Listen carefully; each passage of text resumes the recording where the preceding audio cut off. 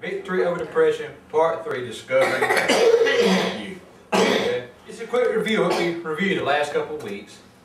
And so we've studied so far. Now, a couple ways to have victory over depression is to, number one, have a foundation upon Jesus Christ.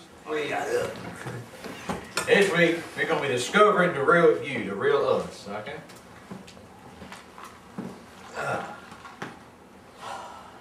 So, as we know from the previous studies that we've had, the real you is defined as we are a child of God. Okay? Nothing more, nothing less. But how come even a child of God can become depressed? Well, get our thoughts off of God. Okay, you know, aside from thinking patterns, aside from the foundation, how else can a child of God become depressed? Always me pattern. Pretty much. Because a self-image, how we see ourselves, is everyone has some kind of image of himself, whether it's a healthy, positive image or a poor, negative image.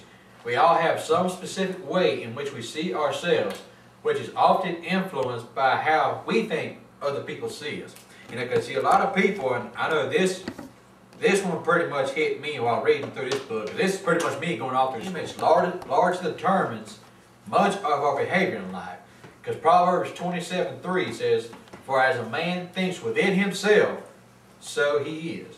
Because your self-image affects, for better or worse, 4 basic areas within your life. Your attitudes towards others and life circumstances. You know, how are you going to be looking at certain circumstances when they come your way, or how are you going to react coming in your way? How would you handle certain situations?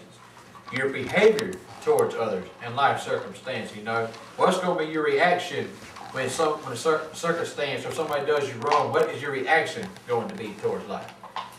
Your productivity and usefulness in life. You know, do you think, in other words, you know, do you think you're doing enough? Are you being useful to other people? How much of that? And then your ultimate success in life. You know, are you successful business-wise, or if you're in Christ, you're successful as you know that God wants you to be in. Okay.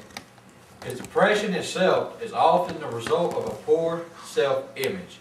As a person who sees themselves ugly, stupid, useless, as a failure, and of no value, will ultimately suffer from depression.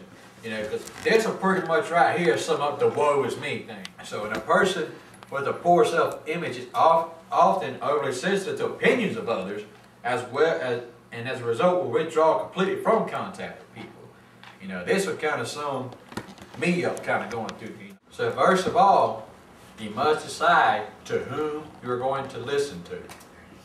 You're either going to listen to Satan and the world, which is never going to stay in one place because their opinions change from moment to moment. It will never stay.